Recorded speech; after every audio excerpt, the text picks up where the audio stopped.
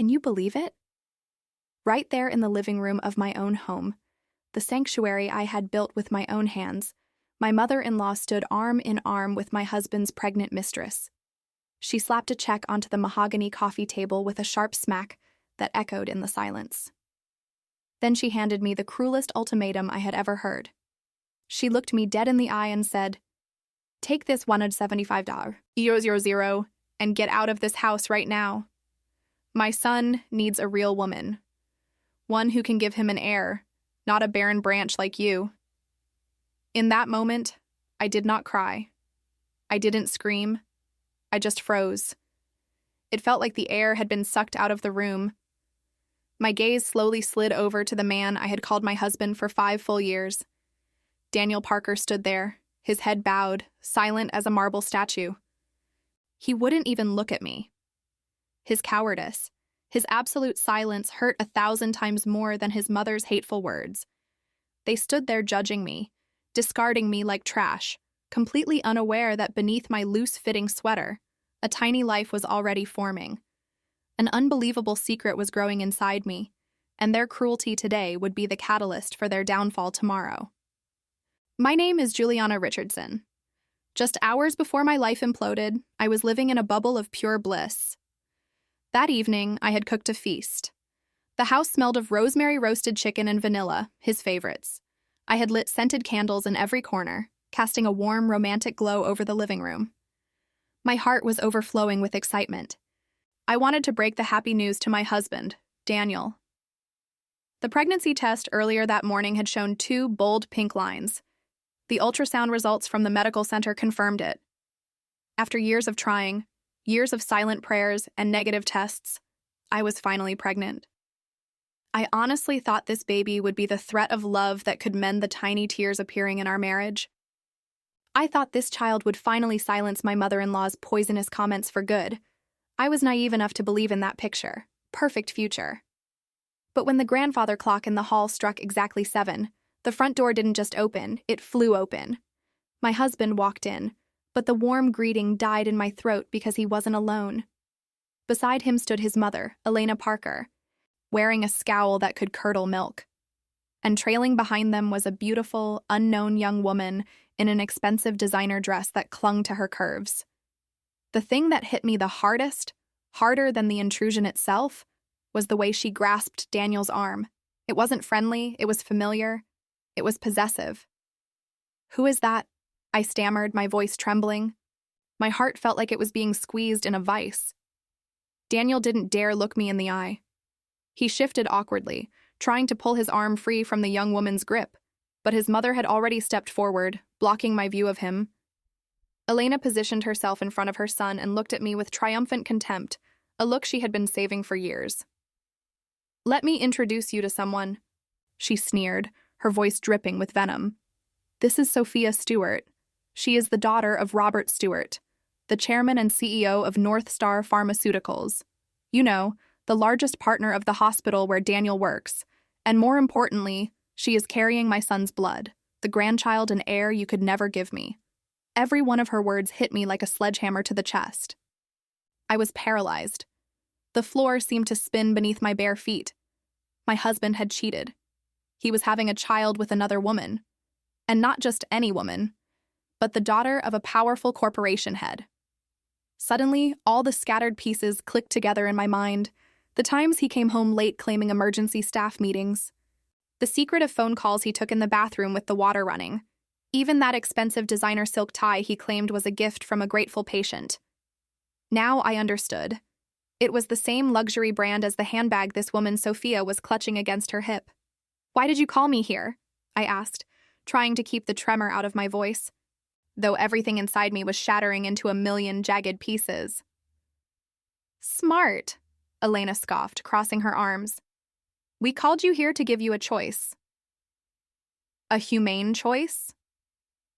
She pulled a stack of legal papers and the check from her purse and tossed them onto the table in front of me. "Here are the divorce papers Daniel has already signed."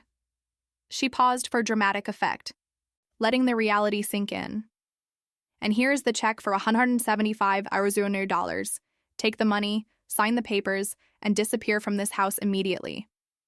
Consider a charity from our family for the 5 years of your wasted youth. $175,000 charity. The word hung in the air, heavy and humiliating. I looked at my husband desperately, searching for an explanation, some protection, a flicker of the man I loved. But there was nothing. He stood there silently, head still bowed, hands clenched into fists at his sides. His silence was the answer. He was complicit. He had agreed to everything. He had chosen fame, money, and career advancement over me.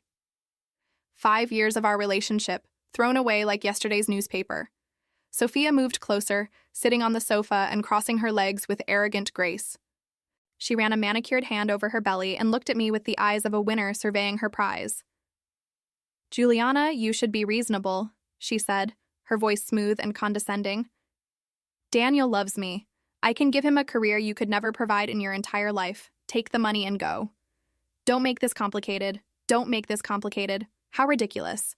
They were the ones who had caused this tragedy, destroying a home and a marriage. Yet I was the one being told to behave. My hand, resting on my thigh, involuntarily clenched into a fist. Then I slowly lifted it and gently placed it on my stomach. There, too, a small life was growing day by day. My child, his child. But I knew I couldn't speak the truth.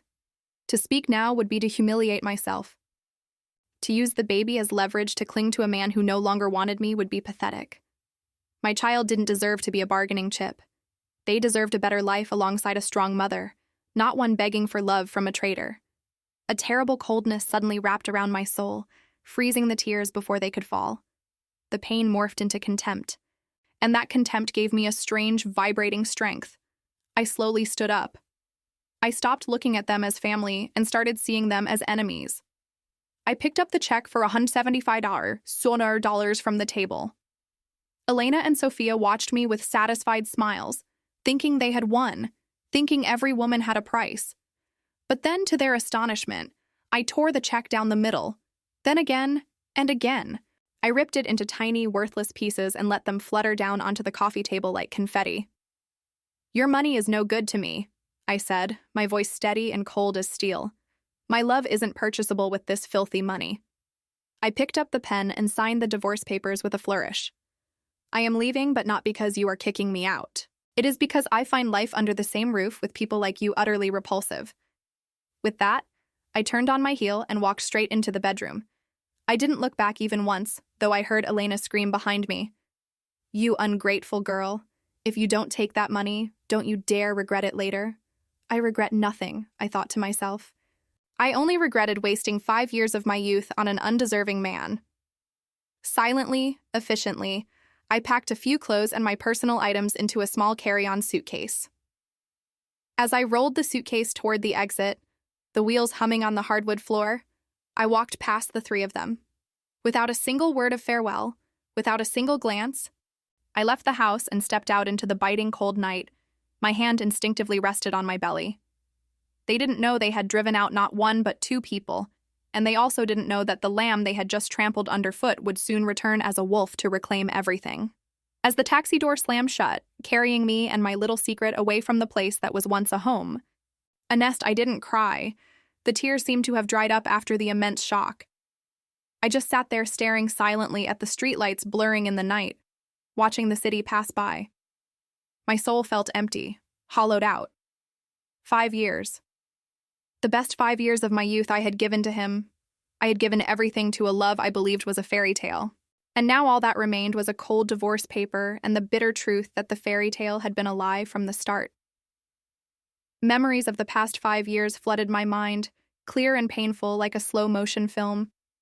I had met Daniel on a late fall evening 5 years ago. At the time, I was a young financial analyst, fresh out of college, working at a small brokerage firm. He was a young resident physician in his final year of training at the teaching hospital, where I went for a routine checkup. I was impressed from that very first meeting. It wasn't just his handsome looks, though he was charming, but it was the dedication and warmth that radiated from his eyes. Amidst the chaos of a busy hospital, he was the only one who patiently listened to me and thoroughly explained my health condition. His hands were gentle and professional. He had such a kind smile, a smile that seemed capable of dispelling all a patient's worries and fears. After that first appointment, We ran into each other a few more times in the hospital cafeteria. Then the conversation started. He told me about the tough night shifts, the brutal pressure of the medical profession, and the student loans weighing him down. But in his voice, there was always a burning passion, a thirst to save lives. I told him about the dry world of numbers and stock markets. He listened with admiration, his eyes full of respect. "You are such a brilliant woman, Juliana," he had said. "Being able to understand such complex markets is admirable." Our love came naturally, unfolding like a slow bloom. It was built on rushed dinner dates after his shifts, on the home-cooked meals I brought him at the hospital in Tupperware containers, and on daily texts of support and care. He wasn't rich. As a young resident, his salary barely covered the necessities, and he sent money back home to his mother in Mississippi every month. But he never let me feel deprived. He might wear an old faded scrub top, but he would save his entire monthly discretionary fund to buy me a new dress for my birthday. He might eat instant ramen all week, but on the weekend, he would definitely take me out to a nice restaurant, insisting on paying the bill. He used to hold my hand across the table and say, "Juliana, I am sorry. I can't give you the life you deserve right now. But trust me, as soon as we get through this hard time, I am definitely going to make you happy. I am going to give you the world." I believed those words. I drank them up like water. I didn't need material possessions. I just needed his sincerity. But I didn't just sit back and support him emotionally. I used my skill, a skill I had never revealed to anyone, not even him, to secretly advance his career. Dear listeners, I had a secret. Outwardly, I was just an ordinary office worker with a meager salary. But in reality, I was an anonymous investor in the stock market, a ghost in the machine. It was an innate talent I discovered back in college. I had a unique intuition for numbers, a gut feeling that was rarely wrong. I could analyze and predict market fluctuations in an astonishing way. With the small inheritance my parents left me after their fatal accident, I had secretly invested. Over the years, that money grew. It compounded into a sum many people couldn't earn in 10 lifetimes. I was sitting on a fortune. I didn't use that money for luxury cars or penthouses. I continued to live modestly because I was scared. I was scared that wealth would change me and terrified it would attract insincere people who only wanted my bank account. I simply wanted to find a man who loved the real me, the ordinary girl named Juliana Richardson. And when I met Daniel, I thought I had found that man. So I used my talent and my secret fortune to be a stepping stone for him. He had talent as a doctor, certainly, but in the complex political environment of a major hospital, talent alone is rarely enough. He needed opportunities. He needed connections. I secretly used my investment fund, operating under a shell company and a different name, to donate a substantial amount to his hospital for the purchase of state-of-the-art robotic surgical equipment. In return for the donation, I made only one condition. The hospital had to create opportunities for young, talented doctors like Daniel Parker to participate in major surgeries and be sent overseas for advanced training. The opportunity came just as I planned. He was selected for a team that would perform a complicated heart surgery, an operation previously reserved only for chiefs of staff. He mastered it brilliantly. His name started getting noticed in medical journals. Then he was sent on a short study trip to Boston to learn advanced medical technologies. When he returned, he seemed to have gained wings. He successfully performed one complex surgery after another, saving many patients who had been written off by other doctors. He quickly rose from an ordinary resident to one of the youngest and most talented surgeons at the medical center. He was so happy during those days. He would come home, hug me, and say everything was thanks to luck and my constant emotional support. He didn't know that the goddess of luck was the very girl he was holding in his arms. I didn't tell him the truth. I didn't want him to develop an inferiority complex or feel like he hadn't earned his success. I just wanted to stand quietly in the background, witnessing his success and his happiness. I naively believed my silent sacrifice would be rewarded with eternal love. For 5 years, I nurtured that love, feeding his career with everything I had. I paved the road sprinkled with roses with my own hands, never expecting that I wouldn't be the one walking beside him when he finally stepped onto that path of glory.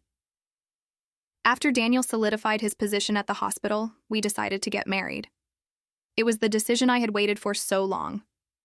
But right there, Right at the beginning of our forever, the first cracks in our love story began to appear. And the person who created those cracks with a chisel and hammer was none other than his mother, Elena. When he first introduced me to her, she greeted me with a seemingly warm smile. But behind that smile, I sensed a scrutinizing, coldly calculating gaze. She was assessing my worth like livestock. She didn't ask about my work, my passions, or my character. She only asked questions like, "What do your parents do for a living? How many siblings do you have to split the inheritance with? What is your current salary?" When she found out I was an orphan and lived modestly, the smile faded slightly from her lips. From then on, she began to interfere in our relationship. She often called Daniel, insinuating that I wasn't a suitable match for a man of his rising stature. She would say, "My son, you are a respected doctor now. Marriage isn't just about marrying who you love, but who helps your career. This girl might be sweet, but with her background, she will only be a burden to you. Look at the city director's daughter.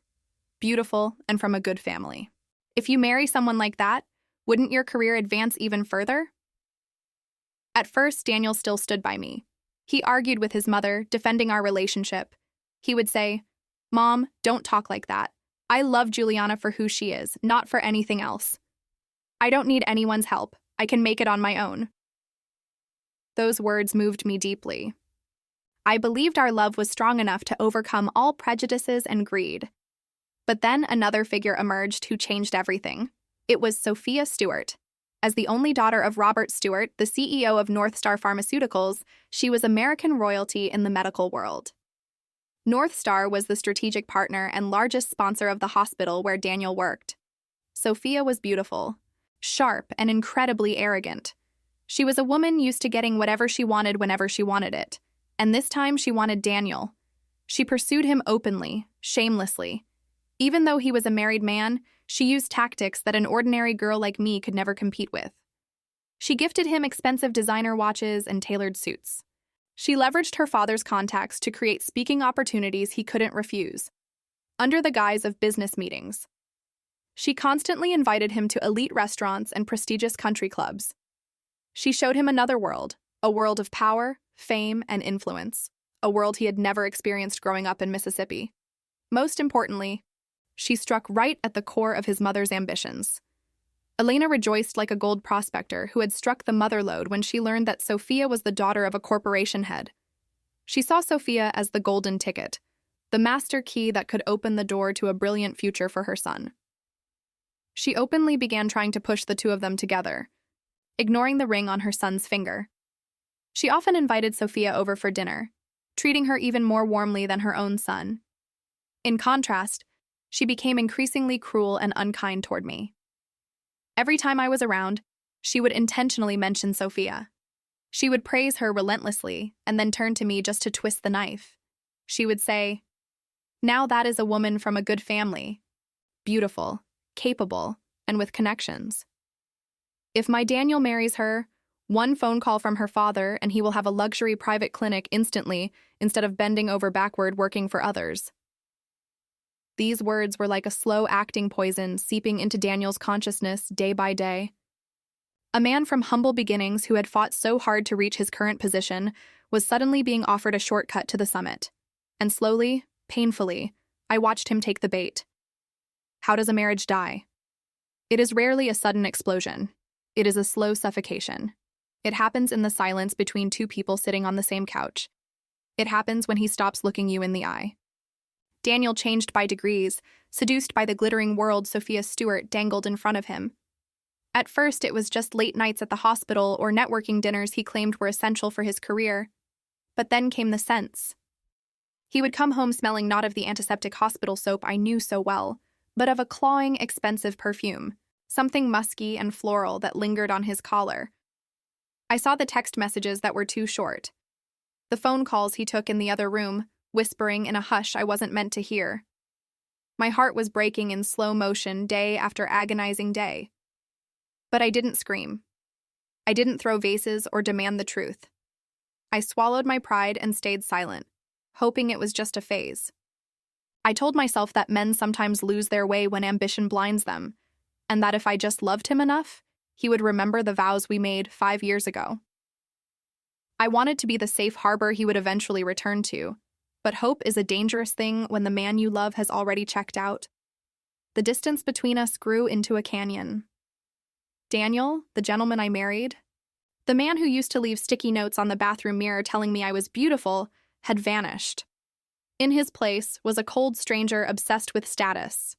He was no longer just a doctor. He was a social climber dragged into the high society whirlpool by Sophia and her powerful father. His excuses became insults to my intelligence. Emergency surgeries that didn't exist. Shareholder meetings at midnight. But I saw the truth on social media. Friends of Sophia would post photos of them at galas or five-star restaurants downtown. In those pictures, Daniel looked at her with a hunger he hadn't shown me in years. It felt like 1,000 needles piercing my chest every time I scrolled past a photo of them laughing over champagne while I sat at home waiting with a cold dinner.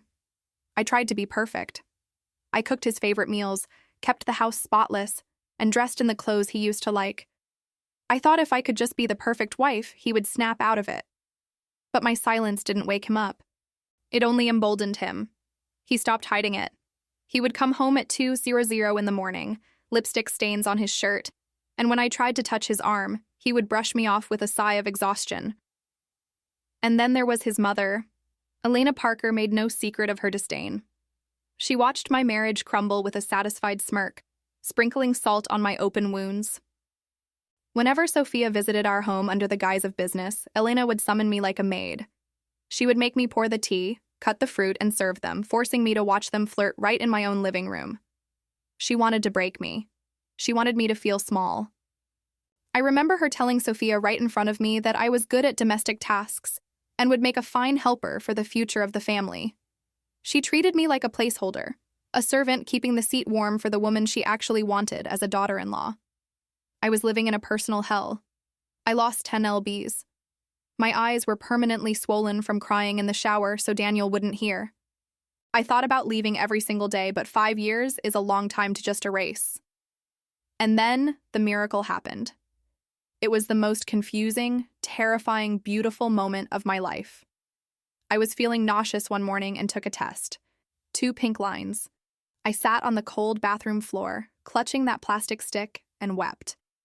But for the first time in months, they weren't tears of sorrow. They were tears of pure, unadulterated joy. I was going to be a mother. This baby was the answer. In my naive heart, I believed this innocent life would be the bridge to bring us back together. I thought that once Daniel knew he was going to be a father, the old Daniel would return. He would realize what truly mattered. I decided to tell him on our 5th anniversary. I wanted it to be perfect, a grand gesture to reset our lives. I took the day off work and spent hours transforming the house. I bought 3 dozen red roses and filled the living room with the scent of fresh flowers and vanilla candles. I cooked a rack of lamb with the herb crust he loved, opened a bottle of the same vintage wine we drank the night he proposed, and set the table for 2. In the center, I placed a small velvet gift box. Inside wasn't a watch or cufflinks, but the positive pregnancy test and the first ultrasound picture. I imagined the scene so clearly in my mind. He would come home, see the effort, and his walls would crumble. He would open the box, see our baby, and fall to his knees, apologizing, hugging me, promising to never stray again. I clung to that fantasy like a lifeline. I was dressed in my best silk dress, waiting at the table by 7:00. But 7 came and went, then 8, then 9. The candles burned down to nubs, the wax dripping onto the tablecloth. The lamb grew cold and congealed. My calls went straight to voicemail. By 10:00, the silence in the house was deafening. I was shivering, not from the cold, but from a creeping dread. Finally, just before 11, headlights swept across the front window. I heard the car door slam. My heart leaped. I ran to the door. A smile plastered on my face, ready to forgive him for being late. But when the door opened, my world shattered. Daniel didn't walk in alone. He walked in with Elena, and trailing behind them was Sophia, wearing a smug, triumphant smile. They hadn't come to celebrate our anniversary. They had come to end me. I stood there, surrounded by the dying candles and the cold dinner, looking at the 3 of them like they were executioners. The romantic atmosphere I had created now felt pathetic, a cruel joke. Elena spoke first, her voice cutting through the room like a serrated knife. She told me to stop embarrassing myself. She told me Daniel had made his choice. And then she delivered the final blow. She pointed to Sophia and announced that she was carrying the Parker family heir. Sophia pushed her stomach out, gloating. That word hung in the air. Heir. For years, Elena had called me a barren tree, and now the mistress had given them what I supposedly couldn't. I looked at Daniel, begging him with my eyes to say something, to defend me, to show even an ounce of regret. But he just looked at the floor. He couldn't even meet my gaze.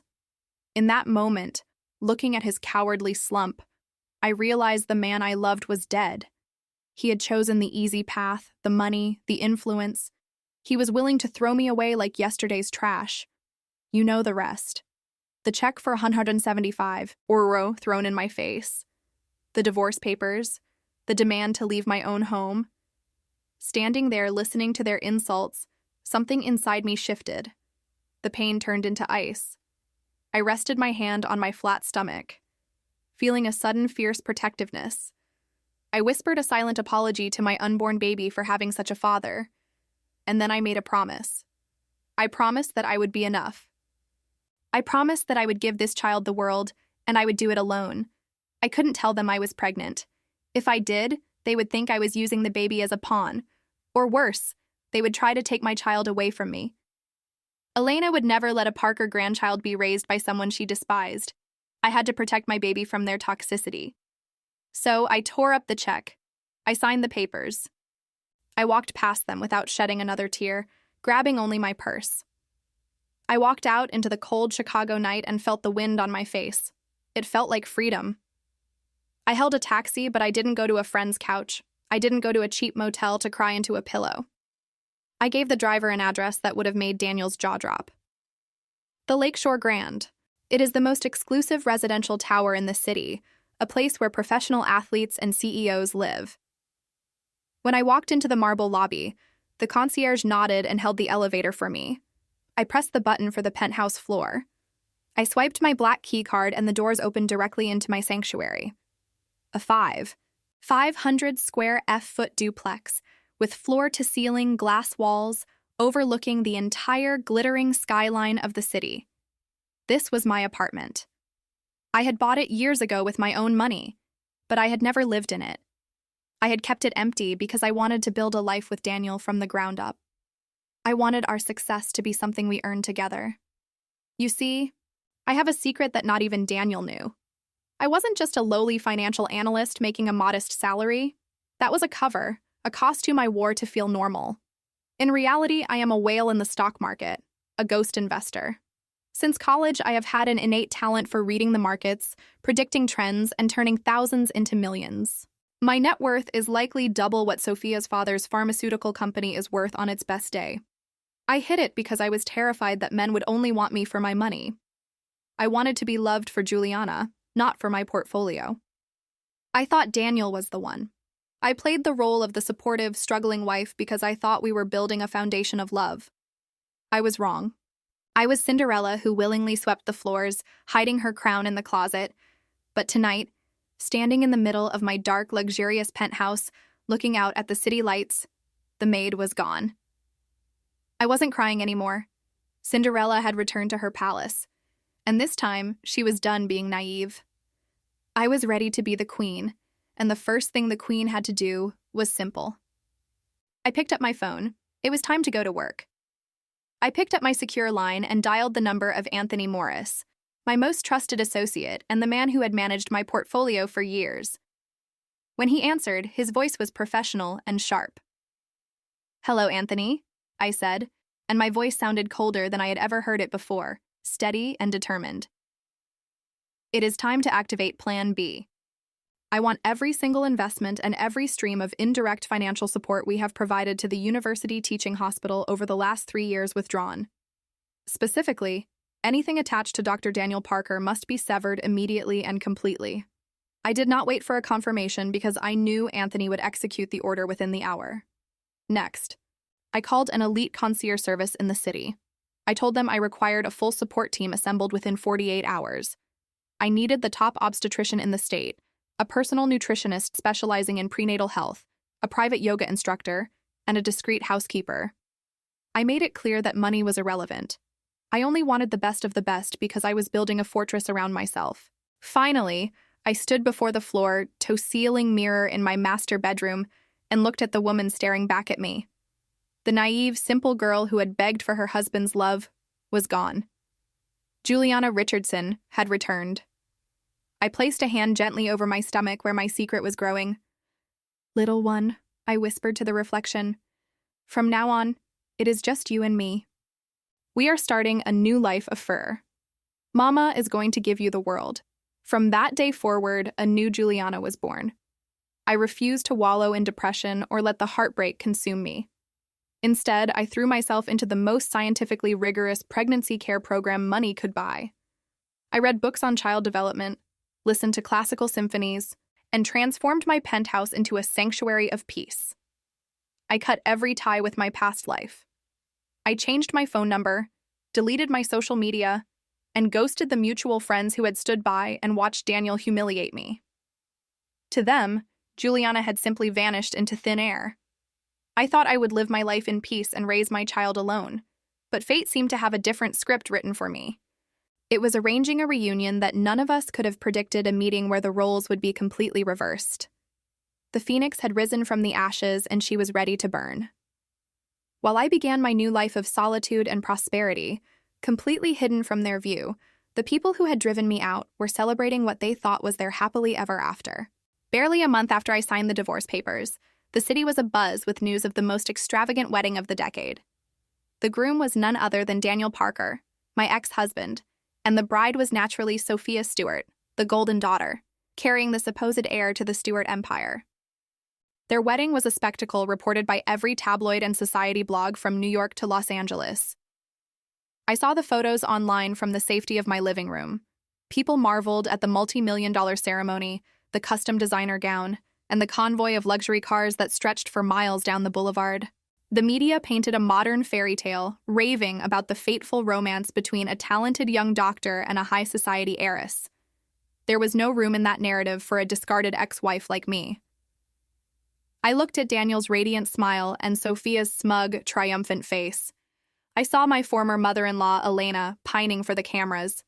Surprisingly, my heart did not ache. I felt no jealousy, only a deep sense of ridicule. I wondered how they could believe that happiness built on lies and betrayal could ever survive. As I had predicted, Daniel's life after the wedding was not the paradise he had imagined. On paper, he had everything he wanted. His powerful father-in-law, Robert Stewart, kept his promise. He invested a massive sum to open the Parker Private Clinic, a state-of-the-art facility located in the most prestigious medical district in the city. It was equipped with the latest technology and marketed aggressively across every media platform. Daniel went from being a salaried staff doctor to a clinic director and a successful entrepreneur overnight. He had ascended to the heavens, or so it seemed. His mother, Elena, was living her dream. She moved into the guest wing of the mansion Robert had gifted the couple. She had maids to pick up after her, a chauffeur to drive her around, and an unlimited budget for shopping. She spent her days boasting to her friends at the country club about her talented son and her wealthy daughter-in-law. She had reached the peak of her arrogance. However, behind the glossy photos and press releases, the truth was ugly. Although Daniel held the title of director, he was nothing more than a puppet. In the eyes of the Stewart family, he was an opportunist, a man from a humble background who had married up. Robert Stewart was an authoritarian patriarch who controlled every aspect of his empire with an iron fist. He openly despised Daniel. Every decision at the clinic, from hiring janitorial staff to managing the finances, had to be approved by Robert's office. Daniel was a director in name, only a glorified manager working under his father-in-law's thumb. At their suffocating family dinners, Daniel was constantly lectured and reprimanded by Robert and Sophia's brothers. They would remind him often that he needed to know his place, and that without the Stewart name, he would just be another pathetic doctor in a cheap suit. Those words were like thorns pricking at Daniel's inflated ego, but he could say nothing. His home life offered no sanctuary either. Sophia, having secured the ring, quickly dropped the act of the sweet, doting girlfriend. She revealed her true nature as a capricious and spoiled heiress. She had zero interest in Daniel's work or running a household. She spent her days shopping with friends and complaining. She used her pregnancy as a weapon to torment him, forcing him to wait on her hand and foot to satisfy her bizarre whims. If he hesitated, she would dissolve into tears and threaten to call her father. Every time Daniel had to bow his head and apologize, he was living in a vice, losing his voice and his freedom bit by bit. Late at night, when Sophia was finally asleep, Daniel would step out onto the balcony and smoke in the dark. In the cold silence, he would remember the early days with me. We were poor then, but we were unbelievably happy. He remembered the modest dinners I cooked, the warmth of our small apartment, and my silent, unwavering support. He realized too late that he had thrown away a diamond to pick up a stone. But he had chosen this path, and there was no turning back. He could only grit his teeth and continue his performance. He did not know that this was only the beginning of his downfall. A hidden storm of clever and cruel revenge was brewing just beyond his line of sight. While their family wallowed in their false victory, I was sitting in my penthouse at the Lakeshore Grand, quietly beginning my own game. I did not believe in revenge through scandals or screaming matches. Those methods were primitive and beneath me. I chose to destroy their empire with the very weapons they had used to seduce my husband, money, and power. As a ghost investor, a shark in the financial waters, I had the means to dismantle them piece by piece. My plan was developed with surgical precision by Anthony Morris and my financial team. My target was not just Daniel's small clinic, but the source of their power, Robert Stewart's pharmaceutical empire, North Star Pharmaceuticals. I knew that if I cut off the head, the body would die. My first strike was invisible. I ordered a complete analysis of the supply chain for North Star Pharmaceuticals and the Parker Private Clinic. We discovered a critical weakness. They were heavily dependent on foreign suppliers for their advanced medical equipment and specialized pharmaceutical compounds. They relied on a few exclusive contracts with European manufacturers. That was their Achilles heel. I instructed my investment fund to launch a quiet acquisition campaign using a web of shell companies to obscure my identity. It was an expensive war, but I had billions at my disposal. In just 2 months, I secretly became the controlling shareholder of 3 leading European medical device companies and 2 major Swiss pharmaceutical labs, the very ones North Star relied upon. With the trump cards in my hand, I began to tighten the noose. As the new major shareholder, I issued directives to overhaul the distribution strategies. I required these companies to temporarily suspend all deliveries of next-generation equipment and drugs to the American market, citing a need to restructure and find new exclusive distributors. Naturally, the new distributor would be a company I owned. The supply crisis began almost immediately. Daniel's clinic suffered first and hardest. They had just opened and their marketing campaign promised the most advanced technology in the world. But now their orders were being rejected or indefinitely delayed. The CT scanners and 4D ultrasound machines they had promised patients remained on back order. Specialized cancer medications and the latest cardiac drugs suddenly vanished from their inventory. The fallout was catastrophic. Patients who had paid thousands for premium health packages were furious when the clinic could not deliver. Reviews plummeted and lawsuits began to pile up. Daniel ran around like a man possessed trying to find alternative suppliers, but it was useless. All the major players were unknowingly under my control. He had no idea that the invisible enemy choking the life out of his business was the ex-wife he had discarded. Robert's pharmaceutical giant was in no better shape. They lost lucrative distribution contracts and their stock price went into freefall. Robert, the man who had always prided himself on his untouchable power, was now panicking. He took his frustration out on Daniel, screaming that his son-in-law was a curse who had brought bad luck to the family. Daniel's life became a living hell. He suffered from insomnia and lost weight, his face gaunt and haunted. He was paying the price for his betrayal, but he didn't know the storm had only just begun. While I was dismantling their world from the shadows, my own world was filled with peace and light. I entrusted the execution of my revenge to my team, so I could dedicate my heart to a more sacred mission, motherhood. The 9 months of pregnancy are often described as difficult, but for me, it was a gift. It was a journey of self-love I had never experienced before. I was no longer the girl who lived to serve others. I learned to slow down, to listen to my body, and to cherish the life growing inside me. I woke up to Mozart and Bach preparing nutritious breakfasts in my sunlight kitchen. I read classic literature aloud, hoping my child would hear the rhythm of beautiful words, even in the womb. My nursery was a masterpiece designed by my own hand. I chose soft, calming colors and filled the room with the safest, most exquisite furniture money could buy. I hired a private instructor for prenatal yoga, and she came to the penthouse every morning to help me keep my body strong and supple. I attended private birthing classes and learned about infant care, not with anxiety, but with joy. I did not feel lonely. The baby was my constant companion. Every time I felt a flutter or a kick, my heart swelled with a love so fierce it brought tears to my eyes. I talked to my baby constantly, promising that no matter how cruel the world outside was, they would always be safe in my arms.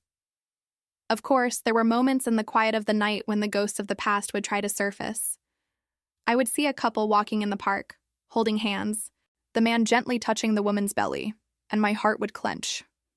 I wondered why my child could not have that complete picture.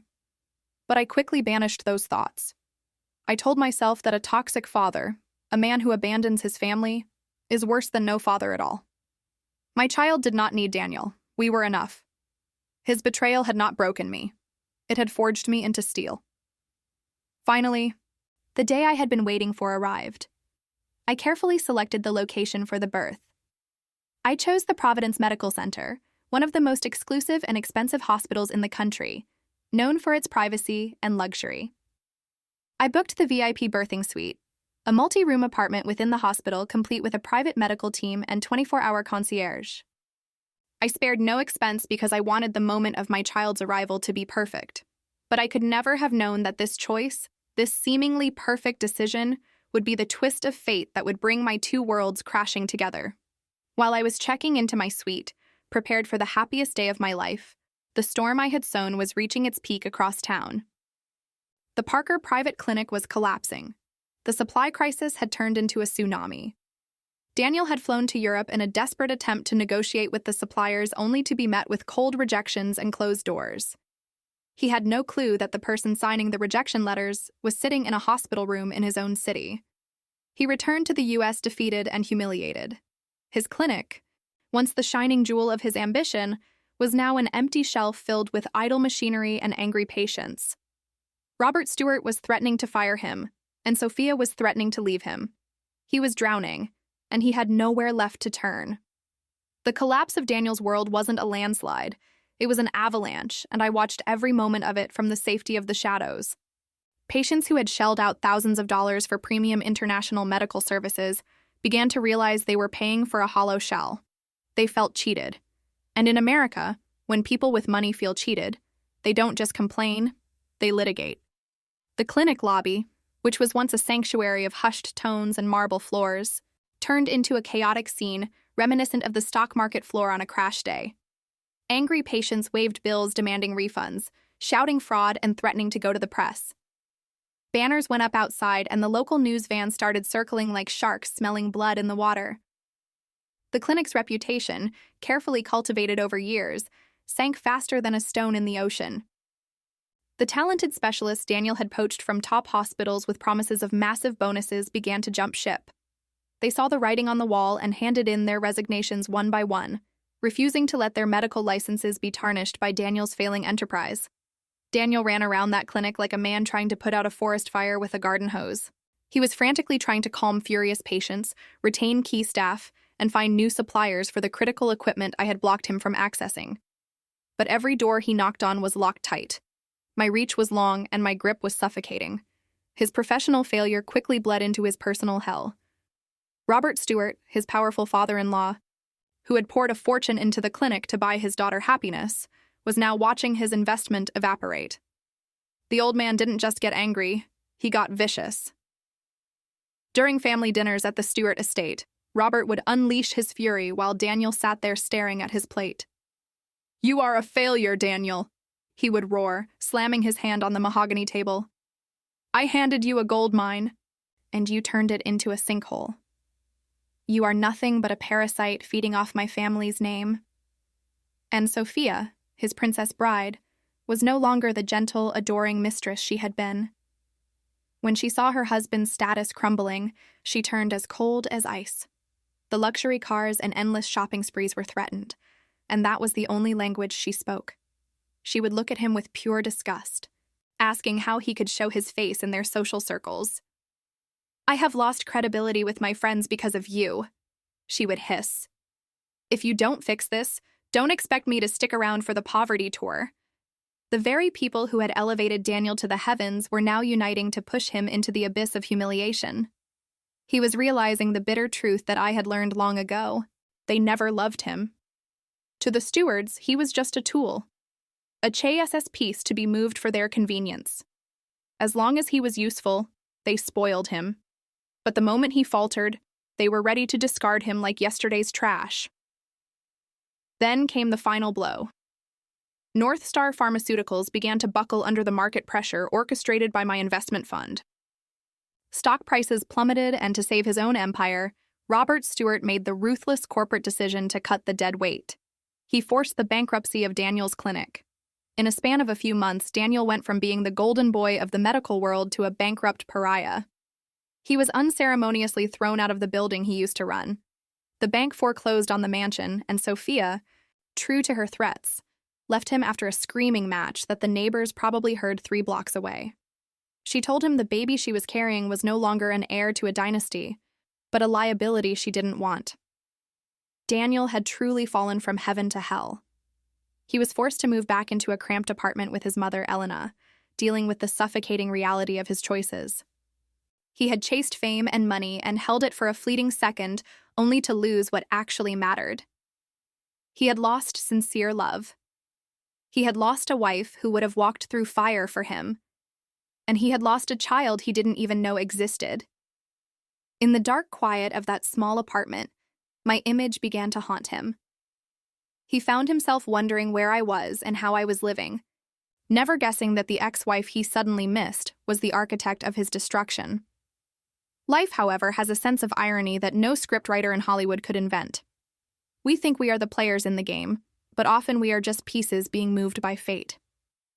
I thought our lines had permanently diverged, that I would live in peace with my baby while he paid for his sins and misery. But fate decided we owed each other one last encounter, a confrontation where life and death hung in the balance. It happened on a Tuesday evening just as the clock struck 6.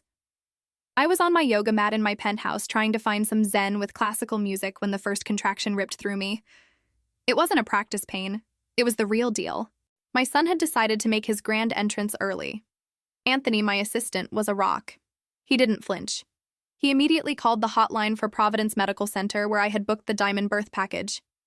Everything was supposed to be perfect. I had the presidential suite reserved, and Dr. William Nelson, one of the best obstetricians on the East Coast, was scheduled to deliver my baby. The ambulance ride was a blur of sirens and city lights streaking past the windows. I lay on the stretcher, biting my lip to keep from screaming, clutching my belly, and whispering promises to my unborn son. "We are going to be okay, little one. Mama is here." I was trying to stay calm, trusting in the exorbitant amount of money I had paid for premium care. But as they say, man plans and God laughs. When we arrived, I was informed that Dr. Nelson had been in a severe car accident on the freeway and wouldn't be making it. Panic started to set in. The clinic director met me personally, trying to smooth things over. He assured me they had an emergency plan. "We have brought in our newest surgeon," he told me, his voice derping with forced reassurance. "He just joined us from a top hospital in Boston. He is brilliant and has handled cases far more complex than this. You are in the best hands, Miss Richardson. We are paging Dr. Parker immediately." Dr. Parker. The name was common enough that it didn't register as a threat, just a generic label for the man who would save us. In the throes of labor pain, I didn't have the mental capacity to connect the dots. I just nodded, letting them wheel me into the VIP delivery room. It was more like a 5-star hotel room than a hospital, but I barely noticed the marble countertops or the view of the city skyline. Nurses swarmed around me, hooking up monitors and checking vitals. I heard them whispering about how lucky it was that Dr. Parker was on call and how many difficult surgeries he had already aced since being hired. The door swung open and a man in blue scrubs walked in. He was wearing a surgical cap and a mask that covered most of his face, leaving only his eyes visible. He moved with a brisk authority that commanded the room. He didn't say a word to me initially, just snapped his fingers for the patient chart. He scanned it quickly. Patient Juliana Richardson, 30 years old, 39 weeks, breech presentation, water broken. He read the details aloud in a deep, familiar voice that sent a shiver down my spine, colder than the air conditioning. It was a voice I could never forget, even if I lived 1,000 years. My body froze, the pain of the contraction momentarily eclipsed by sheer shock. Trembling, I lifted my head from the pillow and looked into the doctor's eyes. They were deep brown with a hint of sadness, but currently sharp with focus. They were the eyes I had woken up to for 5 years. Daniel, I whispered the name, my voice barely audible over the beeping of the heart monitor. The doctor flinched as if he had been physically struck. His head jerked up from the file and he looked straight at me. For a moment, the universe seemed to stop expanding. The professional distance in his eyes shattered, replaced by a look of absolute bewilderment. The clipboard slipped from his gloved hands and clattered onto the tiled floor paper, scattering everywhere. "Juliana!" he gasped. His voice cracked, stripped of all its medical authority. "How can this be you?" The irony was suffocating. The only person capable of saving me and my child in this critical moment was Daniel, my ex-husband, the man who had betrayed me and whom I had systematically destroyed. After losing his own clinic and being blacklisted by the Stewart family connections, he had evidently salvaged his career by taking a staff job here.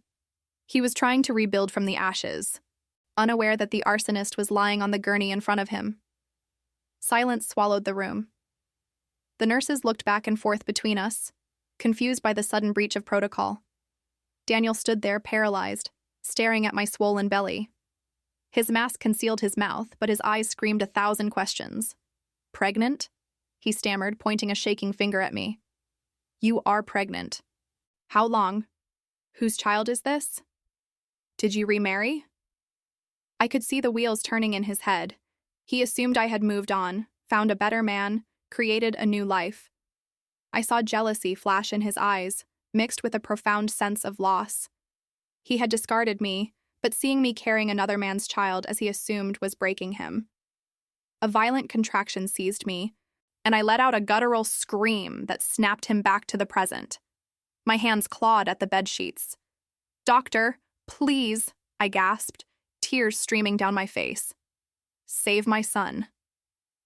The plea hung in the air, charged with our complicated history. My scream acted like a bucket of ice water. Daniel the man vanished, and Dr. Parker returned. His training kicked in, overriding his emotional collapse. He pulled on a fresh pair of gloves and barked orders at the staff, his voice steady and commanding. "Get into position, everyone. Fetal heart rate is dropping. Maternal pressure is spiking. This is a high-risk delivery. Prepare the instruments now." He leaned over me, pulling his mask down for a second to reveal a face that was more haggard and lined than I remembered. "Juliana, listen to me," he said, his voice stern but anchoring. "You need to focus. Forget who I am. Forget everything else. Think about the baby. I am going to get him out safely. Do you trust me?" I looked into his eyes and saw the determination of a man seeking redemption. I nodded. I had no choice. The labor was brutal. Because of the breech position and the stress, every minute felt like an hour. There were moments when the pain was so blinding, I thought I would pass out. But Daniel's voice kept pulling me back. "Stay with me, Juliana," he would urge. "One more push. Do it for him." He was coaching me through the birth of a child he thought belonged to another man, pouring every ounce of his skill into saving us. Finally, with one last earth-shattering effort, a cry pierced the air. It was the most beautiful sound I had ever heard. A healthy baby boy weighing 7 lb2 Oz. The nurse announced the time of death for my old life and the birth of my new one. "Congratulations," she cheered. I collapsed back onto the pillow, sobbing with relief. But the room was quiet. I looked up to see Daniel standing motionless, holding the baby wrapped in a white towel. He was staring at the infant's face with an expression of total shock. He looked from the baby to me and back to the baby, The resemblance was undeniable. The shape of the eyes, the nose, the curve of the ears. It was like looking at a miniature version of Daniel. No DNA test was needed. Biology had just screamed the truth across the delivery room. "This boy," he whispered, his voice trembling so hard the words barely came out. "He looks just like me." He looked at me, his eyes filling with a desperate hope and a crushing realization. "Juliana, tell me the truth. Is this child mine?" I didn't answer him with words. I just gave him a tired, sad smile. That silence was louder than any confession. Daniel broke. He wasn't a doctor anymore. He was a father, realizing he had missed everything. He had abandoned his wife while she carried his heir, and now he had delivered his own son into a world he had almost destroyed. He sank to his knees beside my bed, still cradling the baby as if he were made of glass. His shoulders shook uncontrollably as he began to weep. It was the ugly rock crying of a man whose soul is being torn apart. "Forgive me," he sobbed into the sterile sheets. "Forgive me, Juliana. Forgive your father, son." The medical team stood around us in awkward silence, unsure of where to look. They were witnessing a tragedy and a miracle all at once.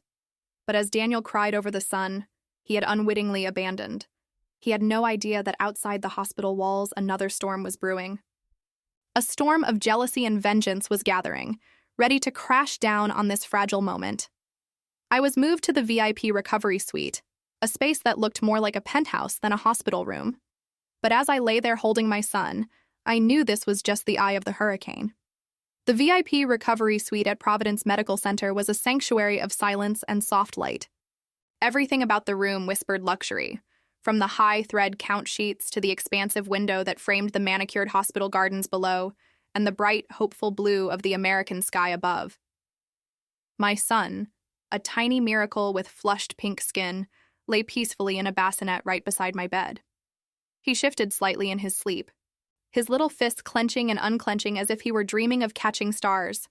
My body felt heavy, aching, and utterly exhausted from the labor. But my spirit felt lighter than air. I had done it. Against every odd, through every betrayal and lonely night, I had brought this child safely into the world. All the pain of the last few months, the humiliations and the schemes seemed to dissolve like mist the moment I looked at his sleeping face. But I wasn't alone. Daniel Parker had not left the room after fulfilling his duty as my doctor.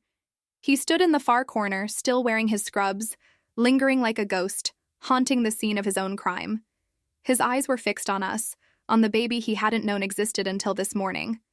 There was a desperate hunger in his gaze, a mix of profound remorse and a terrifying desire to come closer, to reach out and touch the son he had fathered.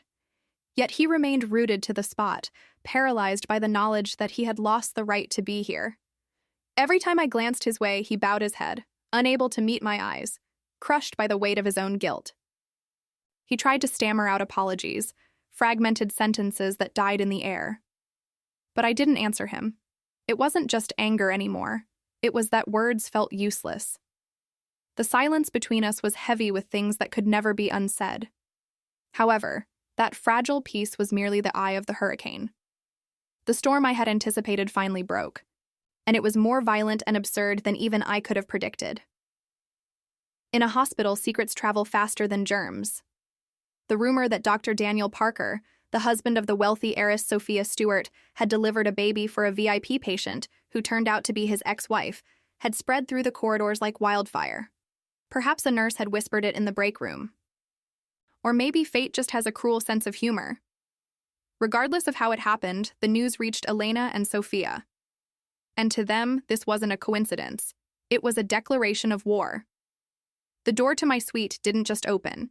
It was thrown wide with a violence that shook the walls, bypassing any knock or request for permission. Elena and Sophia stormed in like two furies, their faces twisted with a rage that bordered on madness. Elena was crimson with fury, her usually immaculate designer suit looking disheveled, while Sophia, heavily pregnant and teetering dangerously on heels she had no business wearing, looked ready to kill. Her makeup was smeared and her eyes blazed with a hatred that wanted to consume me whole. You. How dare you show your face here again? Elena screamed, her voice shrill and echoing down the hallway outside, likely causing every doctor and patient on the floor to freeze. My son already threw you out of our lives. How dare you cling to him like a parasite? What dirty tricks did you use to get him to deliver your baby?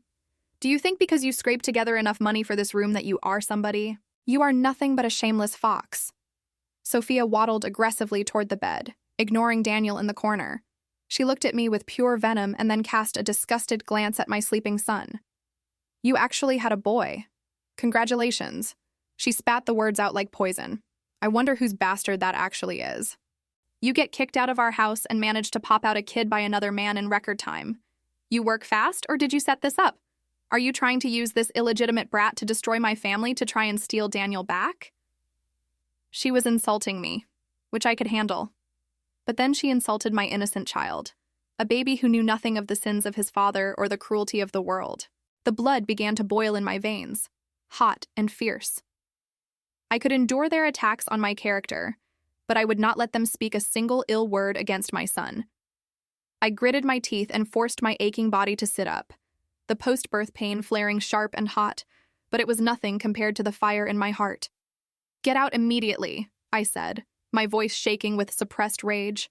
This is a hospital, not a marketplace for you to scream like banshees. Scanned ALS. Today, I will teach you a lesson you will never forget. Elena yelled, shoving away a nurse who had rushed in to try and de-escalate the situation. You think you can hide in a VIP room? Don't dream of getting Daniel back from my daughter-in-law. She is carrying my grandson, the true heir. You and your illegitimate bastard have zero chance. Mom, Sophia, what are you doing? Daniel, who had been frozen in shock, finally seemed to wake up. He rushed forward, placing himself between the women and my bed, spreading his arms wide like a shield. This is a hospital. Lower your voices immediately. You need to leave now. You dare defend her. Elena spun on her heel, grabbing the front of Daniel's scrubs, her sharp manicured nails digging into his chest. Do you know the whole city is laughing at us because of her? They are saying you are sleeping with your ex-wife. You are my son. Act like it. Enough. Daniel shouted, a sound of pure desperation that I had never heard from him before. For the first time in his life, he was raising his voice against the mother who had controlled him for decades. I have suffered enough. I made mistakes. I lost everything because of you, too. I do not want to make any more. Mom, Sophia, get out. I am not going anywhere until I teach this creature a lesson in decency. Sophia shrieked. Jealousy had robbed her of her sanity completely. She shoved Daniel aside with surprising strength and lunged toward the bassinet where my son lay. The baby, startled by the noise, began to cry. She was reaching for him, her intentions unclear but terrifying. Don't you dare. Daniel and I screamed in unison. I ignored the tearing pain in my abdomen and tried to throw my legs over the side of the bed to protect my child. But just as Sophia's hand was inches from the bassinet, a voice cold as steel cut through the hysteria. Stop. Immediately, the room went deathly silent. Everyone froze and turned toward the door. Standing there was a man in an immaculate black suit holding a leather briefcase. His expression was grave and authoritative. It was Anthony Morris, my personal attorney and right-hand man. He hadn't come alone. Flanking him were two uniformed officers from the city police department and two private security guards who looked like they could move mountains.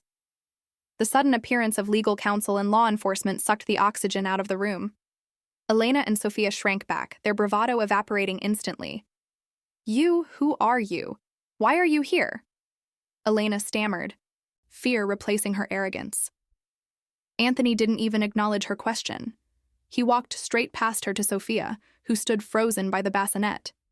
He pulled a thick file and a tablet from his briefcase. You are Sophia Stewart. Correct? Anthony asked, his voice devoid of warmth. I am the attorney representing a major investor in North Star Pharmaceuticals. We have compiled irrefutable evidence that your father, Robert Stewart, and his company have been engaged in massive fraudulent activities. This includes the manufacturing and distribution of counterfeit medications and tax evasion totaling hundreds of millions of dollars. What? Sophia's jaw dropped, her face draining of all color. You are lying. My father runs an honest business. You are slandering him. Slander requires the statement to be false, Anthony said with a smear. He tapped the screen of his tablet and turned it around. It played a grainy but clear video of Robert Stewart accepting a briefcase full of cash from a government official. All evidence, including financial ledgers, video surveillance, and witness testimony, has already been handed over to the district attorney. As we speak, federal agents are executing search warrants at your father's offices and homes. He then turned his attention to the police officers. As for Sophia Stewart and Elena Parker, they have unlawfully entered a patient's room, disturbed the peace, and engaged in harassment. My client wishes to press charges to the fullest extent of the law. Sophia's world disintegrated in a matter of seconds. She staggered back and collapsed onto the floor, realizing that her father, the pharmaceutical empire, her money, and her pride were all gone. Elena stood trembling, her eyes darting around the room as the pieces finally clicked into place. The bankruptcy of Daniel's clinic, the sudden downfall of the Stewart family. None of it was bad luck. Behind it all was an invisible hand, a terrifying force that had orchestrated their ruin. And that force was the modest, quiet daughter-in-law they had thrown out like trash. The police stepped forward, reading Elena and Sophia their rights. Sophia began to scream hysterically, unable to process the reality of her destitution. Elena, however, went silent. Her eyes became glassy and vacant. She looked at me as the officer guided her toward the door, her expression a complex mix of hatred and terror. "Who are you, really?" she whispered. I didn't answer. I just looked at her with a gaze that held both pity and ice. She would never truly know. As they were led away, the chaos receded, leaving only me, the baby, and Daniel in the room. Daniel stood there, pale and shaking. He had witnessed the entire dismantling of his life. He finally understood the magnitude of what I had done and the power I held. He hadn't just lost a wife. He had lost a future he could never regain. He walked slowly toward the bed and sank to his knees. It was a familiar gesture, one he had made before when asking me to marry him, but now the context was tragic.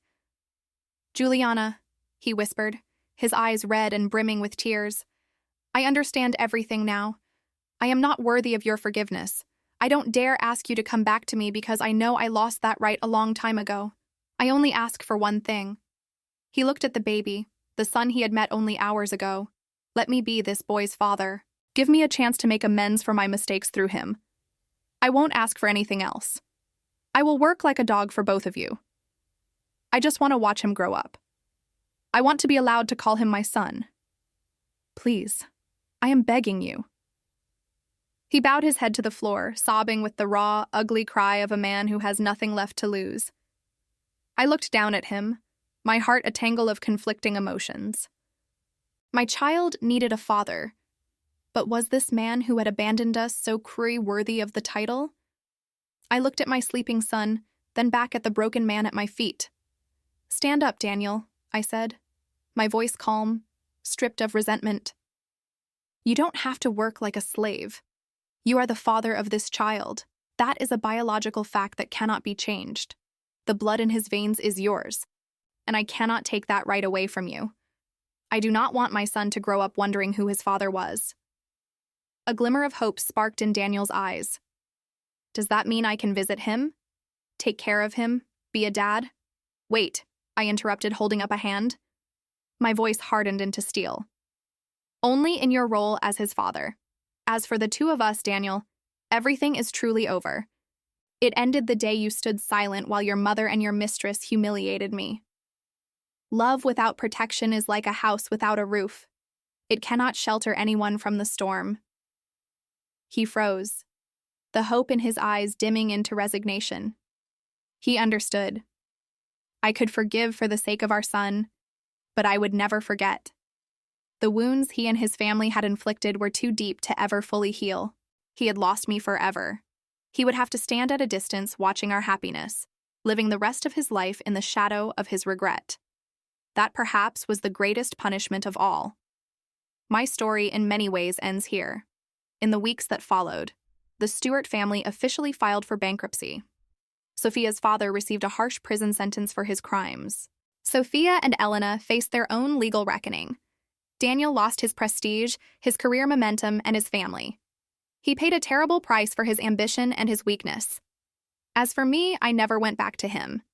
I chose the life of a single mother. I had money, I had status, and I had my victory. But I realized that the most valuable thing wasn't the revenge or the wealth. It was the small life in my arms. It was the freedom of my soul to let go of the painful past and move forward.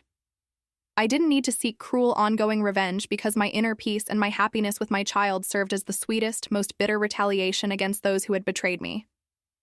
Looking back on this journey on the path from the peak of fragile happiness through the abyss of betrayal and into the fire of rebirth, I know it leaves many conflicting emotions. You might feel outrage at the cruelty of people, satisfaction at the triumph of justice, or sadness for a love that went to waste. But beneath the drama, there is a lesson. When Daniel stood at his crossroads, choosing between 5 years of our love or the fame and career Sophia offered, he chose the shortcut. He thought he needed a woman who was a shiny decoration to elevate him. He was wrong. A true partner isn't a trophy to display. A partner is the solid ground beneath your feet, the person who can walk through the storm with you. I was that ground for him, but he was too blind to see it until the earth crumbled beneath him. Let this be a reminder. Marriage isn't a business transaction. You cannot weigh affection on a scale against material gain. Money and fame can be lost and found again a dozen times over. But a person who truly loves you, who sees you and supports you when you have nothing. Once you lose that person, you may never find them again. Daniel's loneliness is the price of that lesson. I had a secret. I was rich and talented, and I hid it to see if I was loved for who I was. I got my answer. Now I have my son, and I have myself, and that is more than enough. Looking back on everything now, as I sit here in the quiet nursery, rocking my sleeping son, it feels like I lived two completely different lives. Some people might say I was foolish to play the role of a humble housewife when I was actually sitting on a fortune. They might say I tormented myself by pinching pennies and budgeting for groceries when I could have bought the whole supermarket without blinking an eye. But deep down, I know that my desire was pure. I didn't want a marriage built on the foundation of my bank account. I wanted to be loved for who I was, not for what I could provide. That financial and intellectual independence I hid for so long turned out to be my most powerful weapon when the tragedy finally struck. When Daniel walked out on me for another woman, I didn't collapse. I didn't beg him to stay, and I didn't cling to his leg crying. Why would I? I knew I didn't need to rely on him or anyone else to survive. I had the skills, the character, and the resources to rebuild my life from the ground up. My rising from the ashes wasn't some miracle from heaven.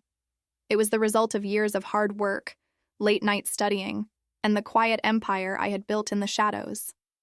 And if there is one message I want to pass on to all the women listening to me right now, it is this. Never place your entire happiness in a man's hands. Love is beautiful, and it is important, but it is not everything. Always develop your mind. Always have your own money. Always keep a part of yourself that belongs only to you. Because when you can stand on your own 2 feet, you gain the ultimate power, which is the right to choose. Even when the storm comes crashing down, and even when the person you trusted most betrays you, you will not break. You will have the strength to overcome it all and find the light just like I did. Perhaps the most human lesson I learned through this ordeal wasn't about business or revenge, but about maternal love and forgiveness. When I was first confronted with Daniel's betrayal and the cruelty of his mother, Elena, and his mistress, Sophia, I wanted blood. I chose revenge. And let me tell you, it was a clever and satisfying revenge. Anthony Morris and I systematically dismantled their lives until they lost everything. But in that final moment, when my enemies were metaphorically kneeling at my feet, I didn't destroy them completely. I paused. Why did I stop? Because of this little life breathing softly in my arms right now. My son softened my heart and gave me a reason to be generous. The sacred love of a mother conquered the hatred of a scorned wife. I realized that while revenge could bring me temporary satisfaction, it would keep me trapped in the past, drowning in negative emotions forever. I didn't want my beautiful, innocent boy to grow up in a toxic atmosphere of hatred and spite. My forgiveness toward Daniel was not an agreement to get back together. Absolutely not. It was forgiveness at the highest level. I forgave him not for his sake, but to free my own soul. I allowed him to visit and fulfill his fatherly duties, not because I still loved him as a husband, but because I loved my son enough to give him a father. That was a choice of strength, not weakness. It teaches us that holding on to grudges is exhausting. It wears you down. Sometimes letting go is the strongest thing you can do. Forgiving doesn't mean forgetting what happened, but it allows the past to rest so that we can look toward a better future with ease. My greatest happiness at the end of this long, twisting road isn't the successful revenge or the wealth I reclaimed. It is the inner peace I feel right now holding my child and knowing that our future is bright and secure. My story might be complete for now, but I hope the message resonates with you forever. It is about sobriety and love, the value of independence, the power of generosity, and the character of a modern woman. I hope it gives you the belief that no matter how much life pushes you into difficult circumstances, as long as you don't lose hope, dignity, and self-respect, you will eventually find true happiness. Happiness created with your own two hands. Did you enjoy my journey? If you listened all the way to the end, please write the number 1 in the comments below so I know you are part of the family. If you liked this story, you can support me by hitting that like button on the video and maybe even sending a small donation if you feel moved to do so. You can find many similar life stories right here on my channel, so please make sure you subscribe and check out the others too. I have highlighted 2 new stories on the screen that everyone seems to love. Thank you so much for being here with me. Until the next story, take care of yourselves.